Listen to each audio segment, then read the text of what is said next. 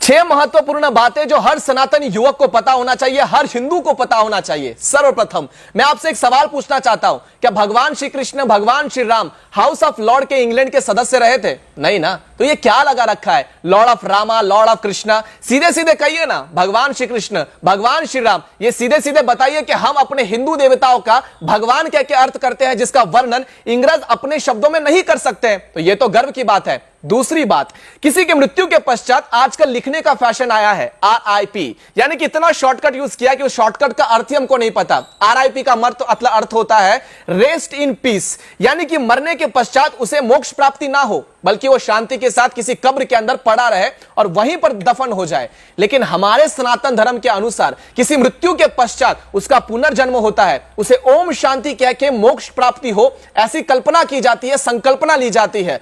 सीधे सीधे आपको कहूं तो किसी वृक्ष के कटने के बाद जैसे उसका पुनर्जन्म होता है, ठीक किसी मृत्यु के पश्चात किसी व्यक्ति का पुनर्जन्म होता है। यह हिंदू धर्म हमें सिखाता है। तीसरी महत्वपूर्ण बात यह है कि महाभारत और रामायण को काल्पनिक बताना बंद कीजिए। ज्यादा करके जो हिंदू युवा है, जो पढ़े लिखे युवा है, महाभारत और रामायण को माइथोलॉजी कह के वर्णित करते हैं। और जिनको ये शब्द का अर्थ नहीं पता उनके लिए बता दूं, माइथोलॉजी शब्द बना है मिथ से। मिथ शब्द का अर्थ होता है झूठा या फरेब, और ये जो मिथ शब्द है हमारे संस्कृत शब्द मिथ्या से ही आया हुआ है। तो मिथ्या का अर्थ होता है झूठा।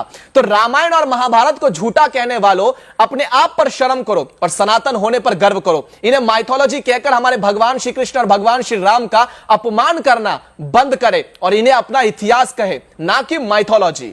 चौथा सबसे महत्वपूर्ण बात यह है कि अपने इष्ट देवताओं का सम्मान करे, उनकी पूजा नित्य शाम करे। पांचवा सबसे महत्वपूर्ण बात, हमारे मंदिरों को प्रार्थना गृह कहना बंद करे, क्योंकि यह प्रार्थना घर नहीं बल्कि हमारे भगवान का विश्राम गृह एवं देवालय है। हमारे मंदिर के अंदर केवल प्रार्थना नहीं होती, बल्कि वो हमारे भगवान का ही घर है। तो ये सारी चीजें आपको पहले समझनी चाहिए। आगे चलते हैं।